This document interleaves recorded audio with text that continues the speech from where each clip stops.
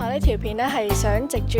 幫助人可以係影響人好深遠嘅，咁我哋應該要付出我哋少少嘅力量去幫助其他人咁樣咯。希望嚟緊都有俾機會嚟發揮咯，咁啊亦都多謝主辦單位今次俾我哋有咁樣參賽機會嘅。其實呢個故仔都關於我個夢境嘅，所以就好想實踐呢個故仔啦，而拍咗呢個故仔啦，都好多謝學校啦，俾咗好多資源我哋拍呢個故仔啦。咁我亦都好欣賞今年嘅平均水準提高咗之外呢，亦都同學唔同嘅題材同埋形式嘅方法去拍微電影，咁呢啲係值得鼓勵同埋好欣喜嘅。啲學生咧對於掌握一個微電影或者電影嘅